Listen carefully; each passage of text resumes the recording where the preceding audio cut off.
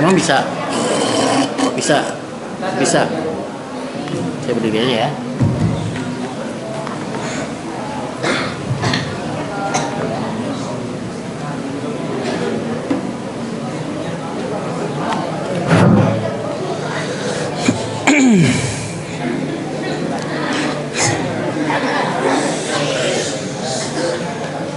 Bismillah, Assalamualaikum warahmatullahi wabarakatuh.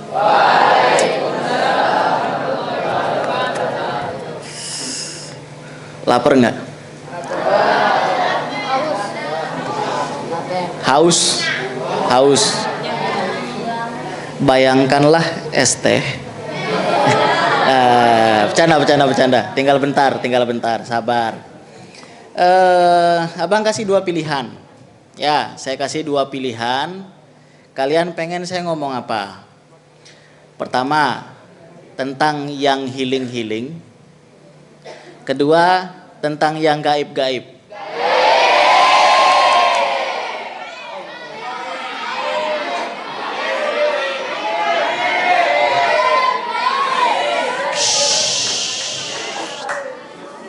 Yang gaib ya. Oke, kita mulai. Bismillah. Usikum wa iyaya bitaqwallah kainakuna rahmatan lil alamin. Rumus pertama kalau mau ngomong yang gaib-gaib. Rumus pertama kalau mau ngomong yang gaib-gaib. 1. Tidak semua yang gaib itu jin. Ya, tidak semua yang gaib itu jin. Jin itu kecil. Cuman bagian kecil dari lapis yang bernama gaib itu. Tahu gaib itu apa? Gaib itu, ada yang tahu gaib itu apa? Gaib itu arti dasarnya tidak tampak. Itu catat. Arti dasarnya tidak tampak atau tidak kelihatan. Ya. Terus arti dasar keduanya tersembunyi. Itu gaib. Kandungan orang. Ada yang lagi hamil di sini? Nggak ada ya. Kandungan orang, saya kayaknya.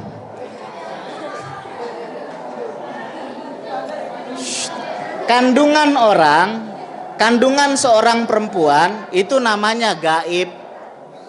Gaib.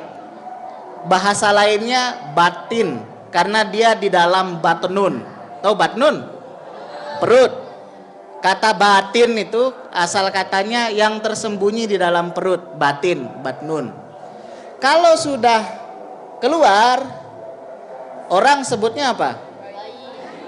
Ya, bayi namanya. Tapi proses keluarnya itu apa namanya? Lahir. Itu asal katanya zohir. Tapi kena lidah Melayu, jadinya lahir. Makanya beberapa daerah Melayu itu kalau bilang zohor itu lohor namanya. Karena zo itu diubah jadi lam. Zohir jadi lahir. Sampai sini paham? Ya.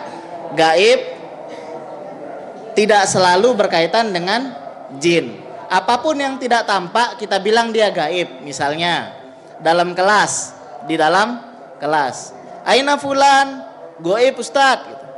Goib artinya dia tidak kelihatan di dalam kelas. Itu satu. Kedua, ada yang bisa tunjukin ke saya mana akalnya? Akal. Kalau saya bilang, saya tanya nih ya, kalian akalnya di mana? Tunjuk, coba tunjuk. Kalian akalnya di mana? It's not. Ini bukan akal ya, ini kepala. Di dalamnya ada apa? Otak. Tapi kalau saya tanya akal di mana? Goib. Kita nggak tahu akal itu di mana sembunyinya. Dia perkara goib. Sampai sini paham? Nah, jin dan lain sebagainya. Jin, ada yang bisa bedain jin sama setan? Ada yang bisa bedain jin sama setan? Hah? Hurufnya? Bukan. Jin sama setan, ada yang bisa bedain?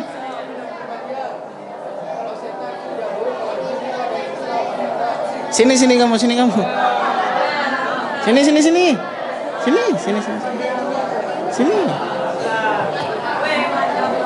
Jelasin. Jadi kalau setan itu yang jadi kepribadian yang buruk, sedangkan kalau yang jin itu ada yang Islam, ada yang enggak. Nah, yang jin yang enggak Islam itu yang jadi setannya. Di manusia juga ada yang jadi setan, tergantung dengan sikapnya.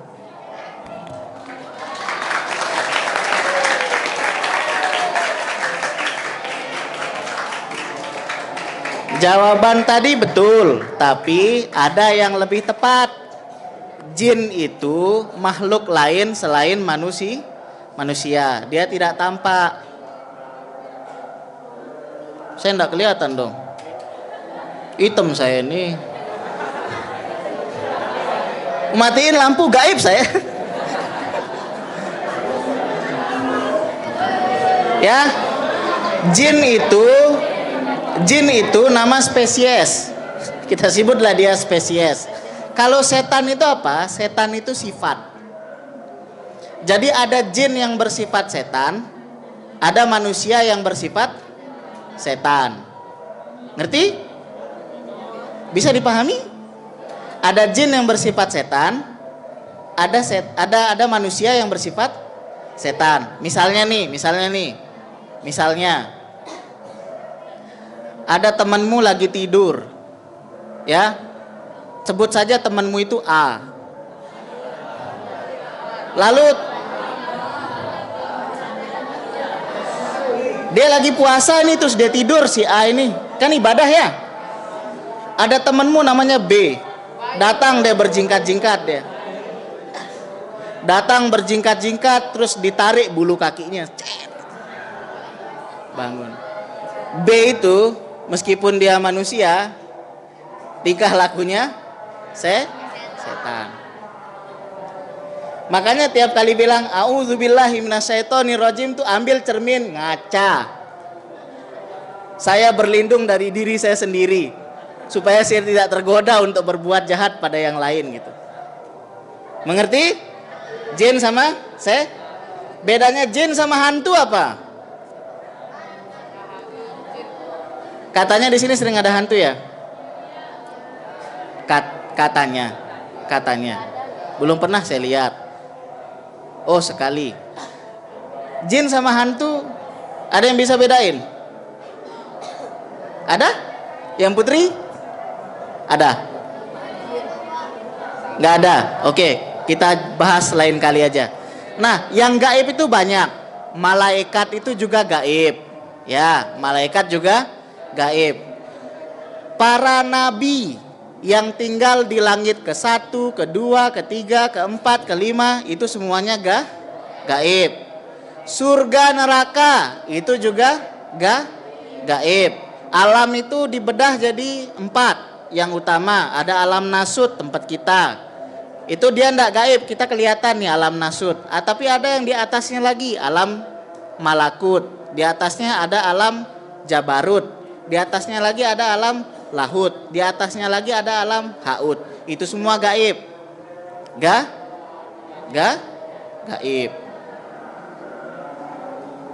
Apa lagi yang gaib? Allah itu gaib gak? Yakin? Allah bilang tentang dirinya, Allah itu zahir sekaligus batin. Dia zahir tapi juga sekaligus batin. Maksudnya apa? Besok pas belajar tauhid sama Ustaz Asyuri baru tahu, ya. Ustaz Asyuri ngajar sanawiyah enggak? Ngajar enggak? Enggak. Kalau gitu lanjut ke aliyah besok kalian baru bisa dapat. Oke. Apa lagi? Ada lagi yang gaib tapi jarang orang bicarakan. Apa itu energi? Energi itu gaib. Ada yang bisa tunjukin ke saya energinya mana? Kalian kalau kamu begini namanya tunjukin badan, namanya ini bukan energi. Kita cuman bisa lihat orang dari ciri-cirinya, tapi energinya kita nggak bisa lihat. Energi itu gaib. Nah, ada manusia tertentu yang karena saking dekatnya dengan Allah, energinya itu berlebihan dan dia bisa mempengaruhi manusia lain. Ada yang begitu. Jadi jangan dikira jin. Misalnya, ini kisah nyata. Di Labuan Haji di Lombok Timur tahun 60-an sampai tahun 2000-an awal itu terkenal namanya Tuan Seripe. Tuan Seripe, dia keturunan Arab, perempuan, sangat sederhana, tapi tamunya banyak. Tuan guru, kiai dari berbagai daerah di Indonesia datang untuk silaturahim sama beliau. Setiap kali Idul Fitri, rumah beliau tuh yang kecil itu pasti penuh sama orang. Sedangkan beliau enggak punya apa-apa. Jadi beliau itu untuk menyuguhkan apa? Yang disuguhkan itu teh. Ya, teh. Tapi tehnya cuma satu kocor. Satu ceret. Teh itu dari pagi sampai malam gak akan habis. Dituangin sebanyak gelas pun dia gak akan habis. Dan tetap hangat. Teh itu gak pernah dingin. Itu jin atau tidak? Ayo, itu jin atau tidak? Enggak, itu kuasa Allah. Karena Tuan Seripe ini betul-betul orangnya dikenal. Kalau dia jalan ke pasar tuh betul-betul dia nunduk. Dia tidak mau lihat siapapun kecuali perempuan. Betul-betul dia nunduk. Godul basornya tinggi, sholatnya tidak pernah. Wuduknya mungkin tidak pernah putus. Kalau suatu hari dia duduk di lasah di depan rumahnya itu dia duduk begini. Nenek kaji meletiang kenyaman deside. Ngerti maksudnya? Ya Allah, saya kepengen nyicip sedikit aja kelapa muda engkau gitu, kelapa muda engkau itu. Jadi kelapa itu nunduk sendiri. Menuju tempatnya duduk. Lalu melepas satu buah. Pluk. Bangkit lagi. Apakah itu jin? Saya tanya, apakah itu jin?